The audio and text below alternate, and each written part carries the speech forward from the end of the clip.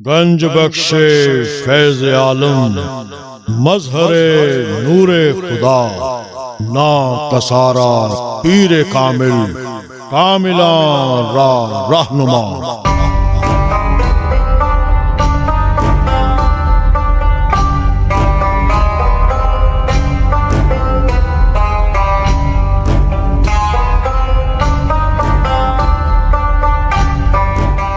رائے راجو ایک بہت بڑا ہندو جادوگر تھا۔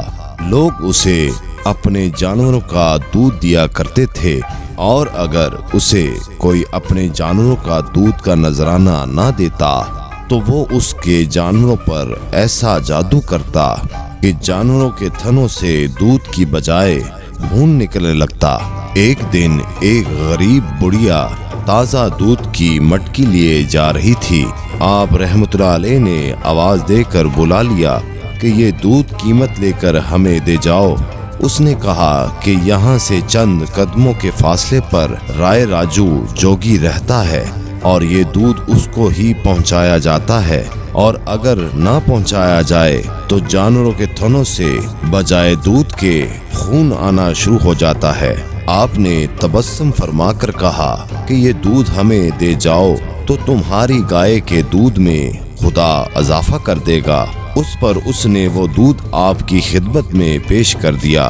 آپ نے اس میں سے بقدر ضرورت نوش فرما کر باقی دریا میں پھینکوا دیا۔ بڑھیا نے گھر آ کر جب شام کے وقت دودھ دھونا شروع کیا تو گھر کے تمام برتن دودھ سے بھر گئے، اور دودھ تھا کہ کسی طرح تھنوں میں ختم نہیں ہوتا تھا۔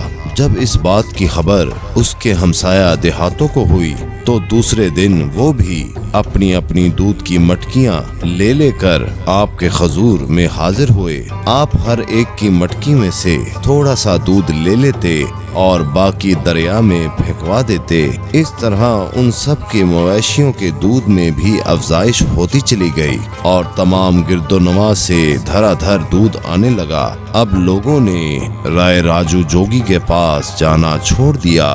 جب اس کو اس بات کا علم ہوا تو وہ آپ کے پاس آیا اور کہا کہ تم نے ہمارا دودھ تو بند کرا دیا، اب کوئی اور کمال بھی دکھاؤ۔ آپ نے فرمایا، میں کوئی شعبدہ گر نہیں بلکہ اللہ کا ایک عاجز بندہ ہوں، اگر تم میں کوئی کمال ہے تو دکھاؤ۔ چنانچہ اس نے اپنے کئی کرشمے دکھائے، جن میں سے آخری یہ تھا کہ وہ ہوا میں اڑنے لگا۔ آپ نے اپنا نالین اس کی طرف پھینک دیا جو ہوا میں اڑنے لگا، جو ہوا میں اڑتے ہوئے اس کے سر پر زور زور سے پڑنے لگے اور اس کو زمین پر لے آئے۔ نتیجہ یہ ہوا کہ وہ واپس آ کر آپ کی خدمت میں پہنچا اور آپ کے ہی دست مبارک پر اسلام قبول کیا اور آپ ہی کے ساتھ رہنے لگا۔ چنانچہ آپ نے اس کو شیخ ہندی کا خطاب دیا اور اس کی روحانی تربیت فرماتے رہے۔ وہ بھی آخری دم تک آپ کے نہایت ہی مخلص مریدوں میں شامل رہا، اور اب اس کی اولاد ہی حضرت کے روضہ مبارک کی مجاورت کر رہی ہے۔